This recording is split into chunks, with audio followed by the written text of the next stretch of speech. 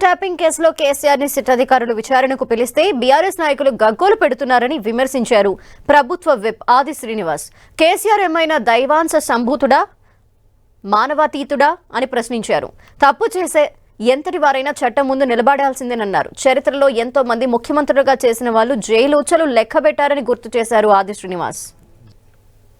కేసీఆర్ గారి దైవ సంభూతుడా, మానవ అతీతుడా, మహాత్ముడా, తప్పు చేస్తే ఎంతటి వారినైనా చట్టం ముందు నిలబెట్టాల్సిందే, నిలబడిస్తుందని చెప్పని మన చట్టాన్ని గౌరవించాల్సింది పోయి జార్ఖండ్ రాష్ట్రాన్ని సాధించిన శిబు సోరెన్ తప్పులు చేసిన సందర్భంలో జైలుకు వెళ్ళినటువంటి సందర్భాన్ని ఒకసారి గుర్తు చేస్తూ ఉన్నాం.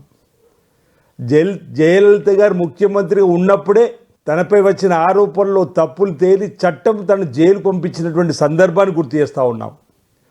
కర్ణాటకలో యాడూరప్ప కానీ ముఖ్యమంత్రిగా పనిచేసినటువంటి సేవలు చేసినటువంటి వ్యక్తి కానీ, లాలూ ప్రసాద్ యాదవ్ గారు కూడా ముఖ్యమంత్రి ఉన్న సందర్భంలో పొరపాటు చేసి జైలుకు వెళ్ళి వచ్చినటువంటి సందర్భాలు వీళ్ళకి కనిపిస్తలేవా అంటున్నా.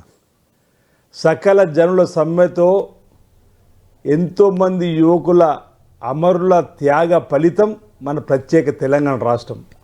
అలాంటి తెలంగాణను తమ నీచపు పనులతో భ్రష్టు పట్టించి రాష్ట్రాన్ని సర్వనాశనం చేసిన దానికి ప్రజలకు క్షమాపణ చెప్పాల్సింది పోయి ఇలాంటి నీచపు పనులు, దుర్మార్గమైనటువంటి పనులు చేసి ఆ మూటాకు నాయకుడిగా ఉన్నటువంటి కేసీఆర్ సిట్టు పిలిస్తే ఎందుకు నాన్న యాగి చేస్తున్నారని